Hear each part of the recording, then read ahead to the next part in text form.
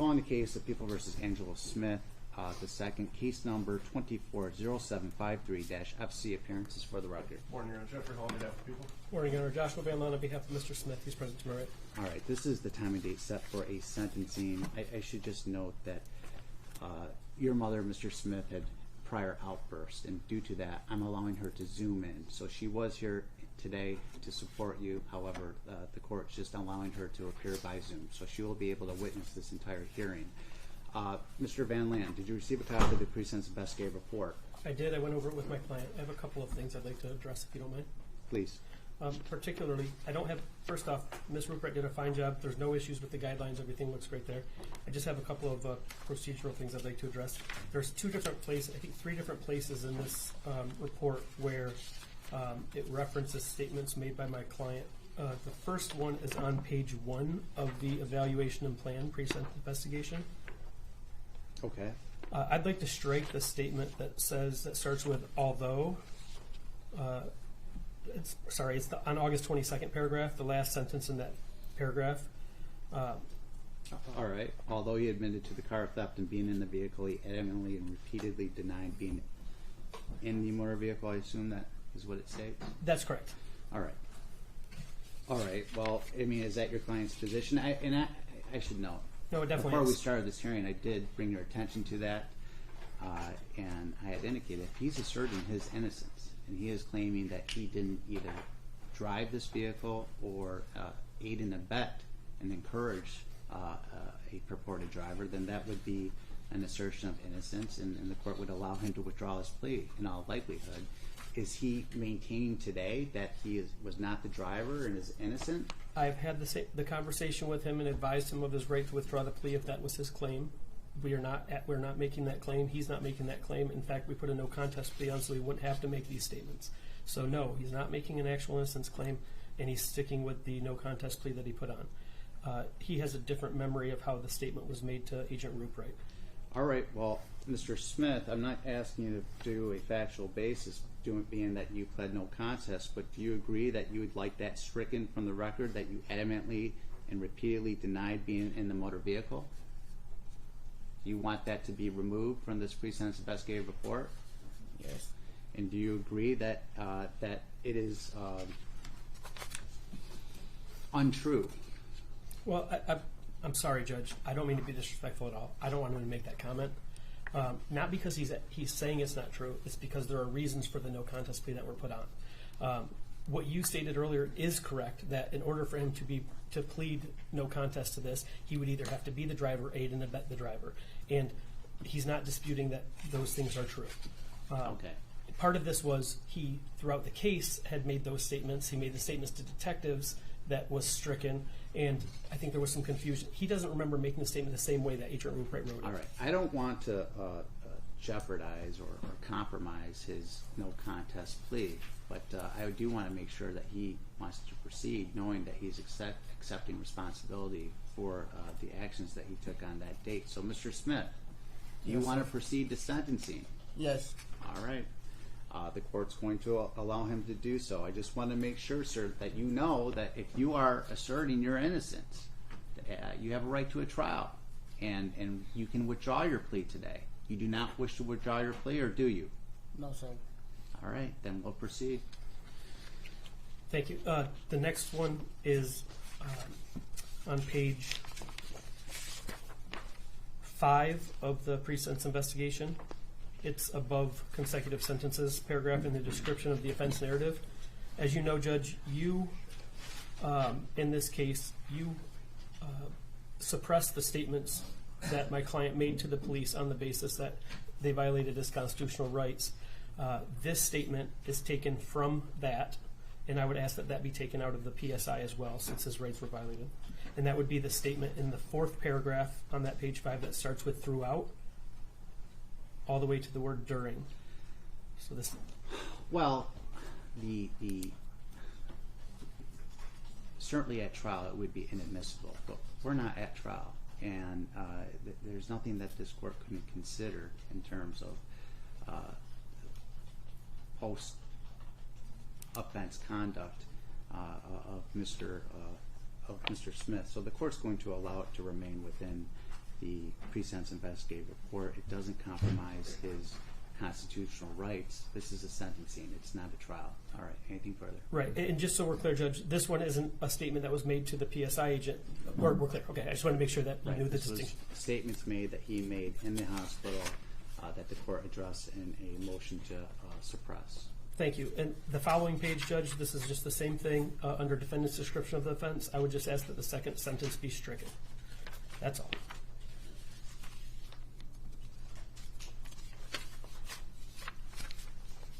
All right. And this is denying driving the vehicle. The second statement, yes, sir. All right. In light of the prior statements of your client, the court will strike that statement. All right. Anything further? Other than that, I have no additions, deletions, or corrections. Everything else appears to be factually accurate.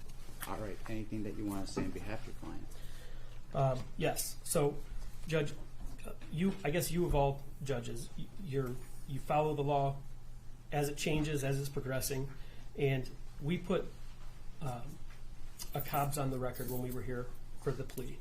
And if you recall, the COBS was to the bottom third of the guidelines. We scored the guidelines the same way that Mr. Hall and I did, same way that the Department of Corrections did. And the guidelines, 180 months to 300 months.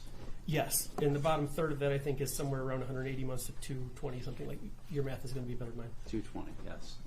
And I know you know what you're supposed to consider at sentencing, so I'm not going to go through all that. But as you know how the law has changed, age is a factor that needs to be considered. Now, it's not like a juvenile life or sentencing, but this man was 17 years old when he made the mistakes he made. And by the way, nothing I am about to say is going to take away from the fact that an innocent person was killed as a result of his actions, and he's going to be accountable for that. But the courts have consistently held, especially recently, that age matters at sentencing. And when you're talking about making a sentence that's proportionate to the seriousness of the offense and to the offender, I don't think you can, not that you would try to do this, but I don't think you can escape considering his age as a factor. In fact, one of the factors you're supposed to consider when you're considering proportionality is things that were not considered by the guidelines. And nowhere in the guidelines do they consider his age. Nowhere in the guidelines do they consider his potential for rehabilitation, which the courts have said somebody who's 17 years old and commits such a serious crime, they have the greatest potential for rehabilitation because his mind has not yet molded. It's not fully developed. And that's why we have HIDA. That's why we have all sorts of leniency in the law for things like, maybe not crimes like this, but for crimes committed by juveniles. And he's not eligible for any of that. I'm not asking for any of that. But when you're 17 years old, you do things based off of what friends are saying, what pressures are going on, stupidity, the immaturity level. You fail to appreciate the risks and the consequences. This isn't me saying it. This is what the Supreme Court has said. The inability to deal with the pressures that other people put on you. I'm not blaming friends or anything like that. These are just considerations for you, Judge. So if you think for a minute that I'm trying to pass the buck here, please don't hold it against him. It's just my inarticulate argument. But because he's such a young age, at 17, and it's such a serious crime, I know this isn't something that's that's going to be a life felony. It can't be for him anyway because he's 17. But the fact that all of these things matter, you read the PSI, you could see the mental capacity, which I'm not alleging is unlawful, anything like that. The developmental, I think the mental developmental disabilities that he's going through, all of that should be taken into consideration. It doesn't change the fact that he did what he did and got behind the wheel and fled and killed an innocent person. But because of that, and because of his great potential for reformation and rehabilitation, I don't think that a sentence for him to spend 15 years in the Department of Corrections is going to be a solution for this specific defendant. In fact, I think it would likely put him on a path that we don't want him on. I'm not saying he should just go get probation or get kicked to the curb, but I don't think 15 years is necessary for you to be able to deter future conduct, protect society, teach him a lesson, and make sure that he comes out a reformed person. I think he's going to have to serve a lot of time. And I'm asking, Judge, that you go below the cops.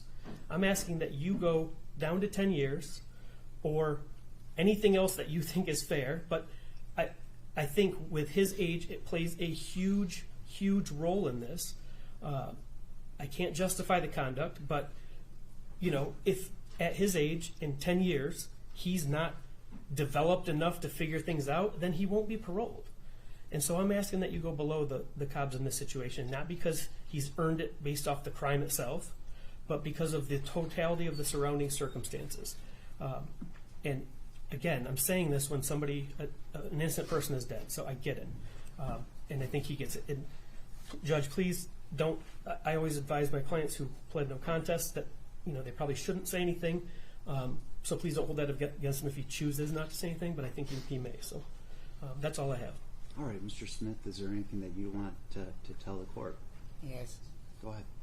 I just want to say sorry to the victim, and that ain't supposed to happen, and I'm going to make better choices when I get out of prison. I'm sorry, what'd you say? I'm going to make better choices when I get out of prison. All right. Is there anything from probation? Nothing, Chad, thank you. Anything from the people?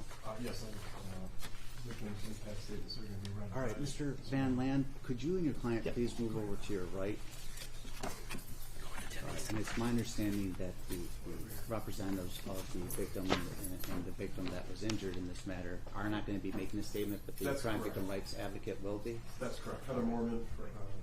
All right, just approach the podium if you could, please, and identify yourself for the record. Good morning, Your Honor. Heather Mormon, Victim Rights Coordinator. All right, good morning. Good morning. I'm going to read the statement of two of Iman's siblings. Your Honor, my name is Shaquita, and I want to speak on behalf of my baby sister Iman, who was tragically taken from us in a senseless, reckless act that ended her life and changed ours forever. Iman brought joy and warmth to everyone who knew her. Her absence has left a silence that echoes through every part of our lives. Since the crash, our family has been shattered. We grieve not only the loss of her presence, but the future she was robbed of, the birthday she'll never celebrate, the milestones she'll never reach, and the person she was becoming. There is no way to measure the pain of losing a child, a sister, a soul so innocent and full of life. We live every day with the weight of this loss. The emotional toll is immeasurable, and the trauma of that moment continues to affect our mental, physical, and spiritual well-being. No family should have to endure this kind of heartbreak. This statement is not just about our pain, it's about Iman. She deserved to grow up, to be loved, to live. Iman was only 20, but she was already making her mark on the world. She was fiercely independent, living on her own, working hard every day to support herself and building a future she could be proud of. She had goals, dreams, and the determination to reach them. She was just getting started in life, and now she'll never get a chance to fall in love, start a family, or pursue the dreams she worked so hard for. To me, Iman wasn't just my sister. She was my best friend, my movie buddy, my favorite FaceTime caller. I'll miss the nights we spent binge-watching scary movies and the way she would laugh when I did something goofy just to annoy her and then tell me how irritating I was. I miss her texts out of the blue just to say she was bored, or those random FaceTime calls just because she wanted to talk. It's the little moments that hurt the most now. There's a hole in my heart and in my family that can never be filled. Iman didn't deserve this, and we deserved more time with her, more laughs, more hugs, and more memories. And though time keeps moving, we are stuck in the moment we lost her, replaying it, grieving it, trying to make sense of it, and the haunting reality that she's gone because of someone's careless decisions. We will carry Iman in our hearts forever, and we hope that through justice, her life will be honored, not forgotten. Your Honor, my name is Portia, and I am the oldest sibling in my family. I am here today to speak for my little sister Iman, who was taken from us too soon. She was only 20 years old when she was killed during a police chase when the men running from law enforcement crashed into her car. That moment shattered my life and my family's lives forever. Iman was our youngest sister, full of life, independent, hardworking, and just beginning her journey into adulthood. She had dreams, goals, and the determination to make something of herself. She had just gotten her first apartment and was working hard to build a future. I will never get to see her start a career, fall in love, get married, have children, or grow old. Those precious memories were stolen from her and from all of us who deeply loved her. As her older sister, I always felt a responsibility to protect her. Iman knew I was just a phone call away, and I always came running when she needed me. It breaks my heart that in the moment that she needed protection the most, I couldn't save her. She should never have left this world before me. It's a pain that I carry with me every single day. Losing Iman has changed our family forever. My mother, my father, my siblings, we are not the same. There's an emptiness in our home and in our hearts that can never be filled. My 2 daughters adored their auntie Iman. She would take them out for food, play with them, teach them things, and always made them feel loved. They still miss her every day, and I worry now more than ever if the world is safe enough for them. This trauma is one more wound added to a life already filled with pain. I get sick to my stomach every time I think about the crash, the court case, and the fact that Iman died alone. It hurts to think of her car wreckage, her belongings being returned to us stained with blood, and having to clean out her apartment, a place she barely got the chance to call home. Despite all this, I try to hold on to small pieces of peace. Iman comes to me in dreams sometimes. In them, she tells me that she's okay. That brings some comfort, but the grief remains. I know I will mourn my sister for the rest of my life. Before she passed, Iman asked me to throw her a 21st birthday luau because she knew how much I loved planning parties. She didn't live to see that day, but I carried out her wishes anyway. We had that birthday luau in her honor, and so many loved ones came to celebrate her, our beautiful girl who will forever be 20. I miss everything about Iman, her smile, her voice, her encouragement, and even her critiques of my business ideas. She was one of my biggest supporters. Nothing will ever make up for the loss we've suffered, but I hope that today brings some justice and a small measure of closure to our family. This was not an accident. It was a consequence of reckless criminal actions with no regard for the lives of others. And that choice ended my sister's life. Thank you for allowing me to speak today. Portia, sister of Iman. Thank you for sharing those statements. Mr. Hall, anything further? Thank you, Your Honor. In regards to sentencing, it's tragic. I know that this wasn't the intended outcome when those 5 people broke into the dealership to steal these cars, but it was definitely foreseeable. You steal cars, you run from the police, you drive like this, cause an accident. And I know there was a lot of talk about the defendant's age and his maturity at the time he did this. But Miss Woods was only a couple years older when she lost her life to the defendant, and essentially all the people that broke in are responsible for this. Even if the court gives the defendant the top of the guidelines for the cops at 220, the defendant would still get out and have double the amount of life that Iman had the entirety of her life. Only 20 when she was killed. So I think, given the severity of the case and just the loss not only to Miss Woods but her entire family, that would be appropriate to go to the top of the guidelines. So I'd ask the court to do that. Stay within the cops, go to the top of the guidelines for the cops. All right. Policy of same state of Michigan favors individualized sentencing for every convicted defendant. The sentence must be tailored to fit the particular circumstances of the case as well as the defendant. And Mr. Smith, it's hard to know where to begin with this sentencing. I want to first start with what I know, that you didn't have a single criminal conviction or traffic offense on your record. Now, I also recognize that you were only 17 years of age when you committed these offenses, so it seems that you were off to a relatively early start to perhaps a criminal career, criminal behavior.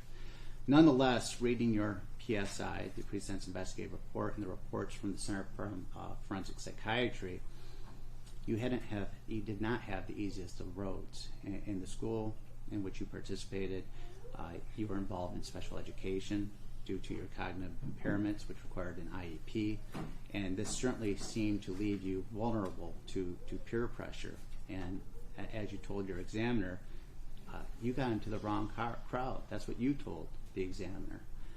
In 2021, you stopped attending school regularly, and you were suspended on several occasions for fighting. And your descent into this wayward lifestyle culminates on that April 29, 2021 night, when you and a group of your friends break into a car dealership and flee from police. And I have no doubt on some level that they were taking advantage of you and your vulnerability, and that you bought into this because I can only assume you wanted acceptance. And had it ended with you just stealing a cigar that you secured from the dealership, you probably would have served 3 sentences by now if you just pulled over. But you made the decision to flee, and your decisions have consequences, and the consequences could not be more tragic. Looking at the pre-sentence investigative report, it does not provide the visceral pain that was demonstrated today in the statements that were read to the court. And I wish I could provide the family some sort of words that would be of comfort. This court can't. This is tragic. And today, I've got to extend that tragedy in sentencing you. A young woman was taken from us, from this community, stripped from her family. That's pain that your family on some level is going to be feeling, but not near to the degree that her family is experiencing. So Ms. Woods is no longer with us, and you took her away from her family, from her friends, permanently, and there's no going back from your decision. And now the law requires a proportionate sentence that is going to take you away from your family for a considerable period of time. And I don't want to leave you with the impression that this criminal act defines you. I recognize that your competency and culpability examiner detailed how staff noted that you were calm and cooperative with staff and peers, and even when you were verbally harassed at the jail and in incarceration by peers, that they indicated that you exercised considerable restraint. I hope that that's something that you can build upon. Yet the gravity and the egregiousness of the totality of your conduct on April 29, 2021 demands this court to stay within the guidelines. I recognize everything that your attorney had said today, and to a degree, I agree wholeheartedly. There has been a sea change in regard to the Supreme Court and our jurisprudence of recognizing the impetuousness of youth. But this wasn't just an impulsive decision to flee. I mean, this was fleeing after you had already broken and entered a business and conspired to steal multiple vehicles. And then when caught fleeing from police across multiple jurisdictions, I should say, when you were caught fleeing or caught leaving the scene, you fled from police across multiple jurisdictions at high speeds, and you disregarded red lights. This court is a bit perplexed by probation's recommendation of the top of the guidelines when you consider your considerable youth, your lack of criminal history, and the fact that your conduct, although willful and wanton, I think everyone can agree on that, it did not amount to a desire or I should say an intent to kill, or even an intent to do great bodily harm. This is a lesser culpability, if you will, in terms of recklessness. So in light of those factors, the court is going to sentence you on count number 2, murder, second degree, to 180 months to 600 months within the Michigan Department of Corrections, credit for 1,585 days served. You're not to obviously have any contact with the family of Ms. Woods, no contact with Mr. Jennings, the co-defendant. You're to pay a crime victim rights assessment of $130, $68 state court costs, comply with DNA testing. On count number 3, you are to serve 86 months to 180 months within the Michigan Department of Corrections, credit for 1,585 days served. and that's with a $68 state court cost.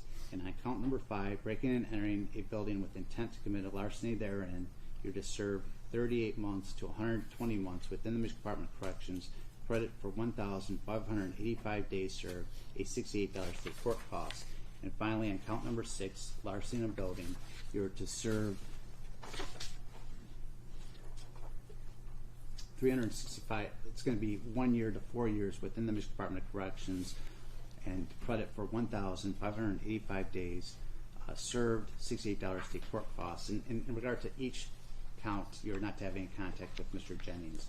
You are entitled, as a matter of constitutional right, to file an application for leave to appeal your conviction and sentence. If you're financially unable to afford an attorney, the court will appoint counsel to represent you on your appeal. Request for assistance of an attorney must be filed within 6 months. A form has been sent to your attorney in which you made that request. In the event that you wish to avail yourself of appellate counsel, be sure to complete the form and send it to the case management division within the circuit court. Is there anything further? Motions from the people on file 240753FC, motion to dismiss count 1 and count 4. All right. As well as a motion to dismiss the entirety of file 0760. All right, it's granted. Mr. Jennings, you have a number of people here supporting you. I hope that you can remember that. I know you're going to be serving a considerable amount of time in the Michigan Department of Corrections, but eventually you may be able to have a life. And just remember everyone that's here supporting you to get you through that time. Good luck, sir. Chip, did you dismiss the other file? Yes, I dismissed it. Anna, do you need this? You got it. Use it. Anna, do you need this? I'll take it.